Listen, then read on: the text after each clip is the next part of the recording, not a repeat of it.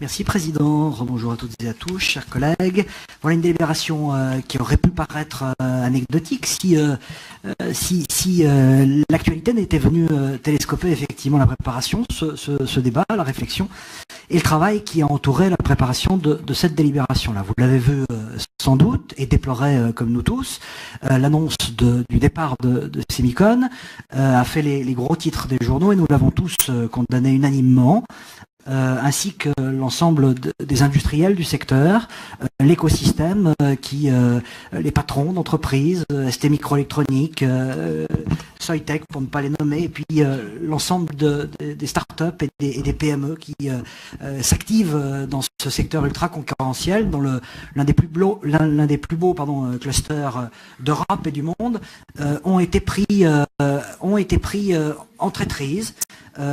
par une annonce venue d'on ne sait où et sans aucune préparation, il faut bien le dire. Nous avons tous condamné cette décision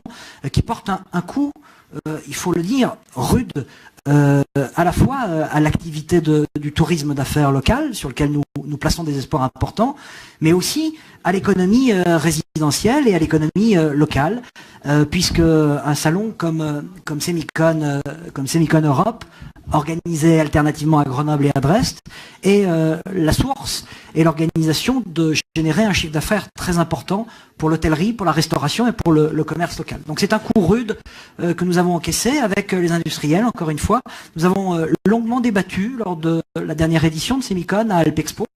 du départ de ce salon important pour nous, qui avait lieu ici toutes les années paires depuis 2014, vers Munich, une ville qui offre une structure qui est, il faut le reconnaître, beaucoup plus importante, un PIB, une part très très importante du PIB de l'Allemagne est réalisée dans cette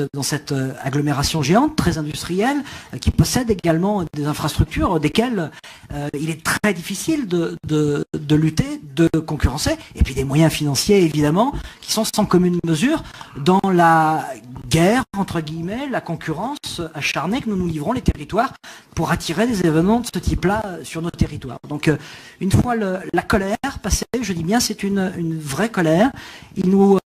faut rapidement nous remettre au travail auprès de cet écosystème qui ne doit pas être abandonné, qui a besoin effectivement de sentir le soutien de l'ensemble des décideurs publics, ce que nous avons apporté collectivement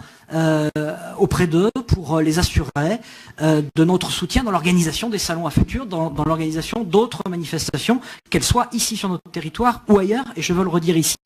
au nom de la métro et au nom de ce que nous portons. Nous avons aussi pris date avec nos homologues de Dresde, très rapidement, puisqu'ils étaient ici à Grenoble, voici quelques jours, pour se promettre de remettre les fers au feu, et pour travailler ensemble à la construction d'un événement de substitution, sans doute, d'un événement en tout cas qui tienne compte de la richesse de nos écosystèmes, que ce soit à Dresde, que ce soit à Grenoble, autour de la microélectronique, pour reconstruire une vraie dynamique autour de nos sites de production, autour de nos sites de recherche et développement, et autour de nos savoir-faire. Voilà ce que nous avons engagé, voilà ce que nous proposons à notre écosystème industriel, qui a bien entendu le message et qui, bien évidemment, adhère à cette dynamique et joue collectif, là encore, pour relancer et pour faire contre mauvaise fortune bon cœur et valoriser tout notre environnement et tout notre savoir-faire. Ceci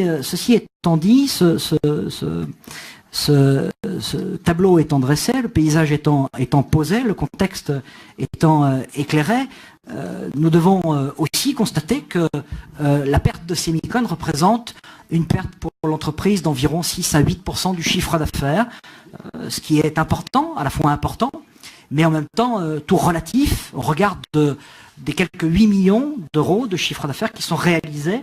par l'entreprise et un chiffre d'affaires qui est amené à augmenter régulièrement au vu de l'activité depuis 2011 et qui est amené sans doute également à produire en 2016, cette année, nous verrons à l'atterrissage, pour la première fois et depuis quelques exercices, un résultat qui sera positif, je veux le dire. Dans ce contexte-là, nous avons assisté et nous avons conclu, mis un terme hier, au débat sur l'intérêt communautaire, sur l'intérêt métropolitain. Et cet équipement, l'Alpexpo, qui est à mi-chemin au carrefour entre notre activité d'animateur économique, d'animateur culturel également, est un des objets, un des grands enjeux de cette discussion-là, pour lequel, dans leur grande sagesse, les élus et ce conseil métropolitain a choisi de ne pas trancher, mais au contraire de tirer toutes les conclusions de ce débat sur l'intérêt métropolitain qui s'est achevé encore une fois hier, pour passer dans un mode différent de travail autour de la constitution d'un groupe de travail politique constitué des représentants des groupes présents à la conférence des maires. J'y reviendrai dans quelques instants en présentant l'amendement de la majorité, de l'exécutif. Et nous avons choisi de ne pas trancher sur l'intérêt communautaire de cet équipement pour prendre le temps, dans des délais les plus rapprochés possibles, nous l'espérons, mais de ne pas trancher pour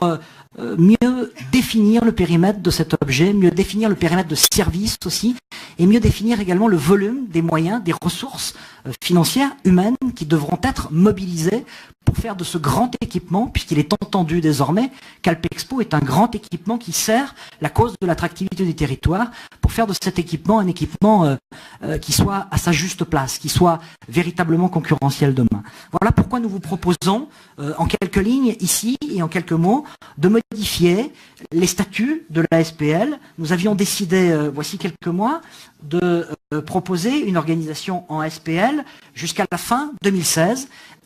Mais cette échéance qui s'approche, le 31 décembre 2016, ne nous aura pas permis, et vous l'aurez compris, puisque le débat intercommunautaire sur l'intérêt intercommunautaire s'est arrêté hier. Ce délai jusqu'au 31 décembre 2016 ne nous aura pas permis de trancher sur le projet qui doit présider à l'animation de ce site et sur ce que nous faisons de ce site dans son environnement également, son insertion dans le tissu urbain, aux limites des Chirolles, des Bains et de Grenoble, est une vraie question aussi en matière d'enjeux et d'impact urbain sur le tissu urbain. Voilà pourquoi nous vous demandons, très simplement, nous demandons au Conseil métropolitain aujourd'hui de prolonger ces statuts, de permettre à la société de continuer de travailler pour une période nouvelle, sous forme de SPL, ce qui permettra également à la ville de Grenoble de prolonger la DSP in-house, qui permet de choisir directement son interlocuteur, ce qui permettra donc de choisir la société publique locale qui est en pleine structuration. Je vous rappelle également que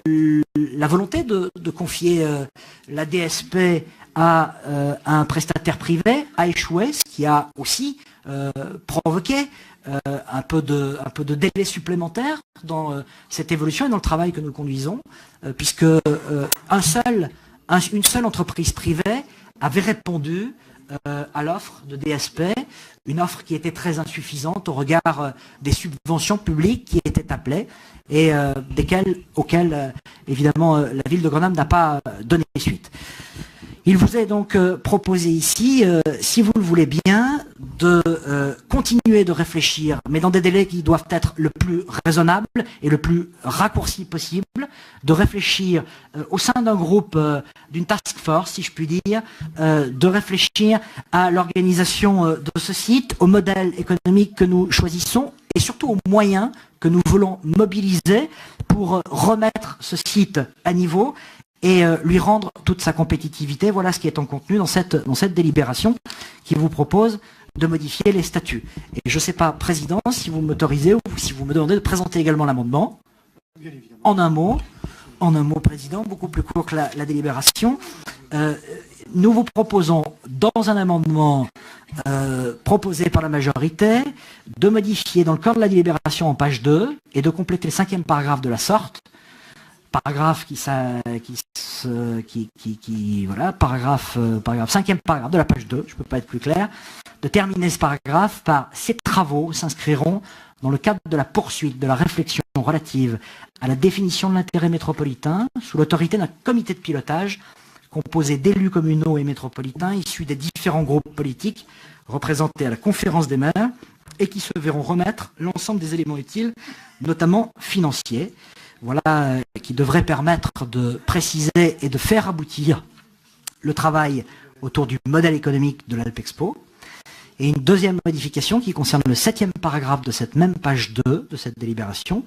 qui pourrait être complétée de la sorte: ce contrat de DSP, comme les statuts de la SPL, pourront faire l'objet d'une révision dès 2007, et donc dans des délais rapprochés. 17, pardon, oui, voilà, juste 10 ans d'avance, au regard des conclusions de la réflexion mentionnée précédemment, portant à la fois sur le transfert de l'équipement et son mode de gestion. Merci de votre attention.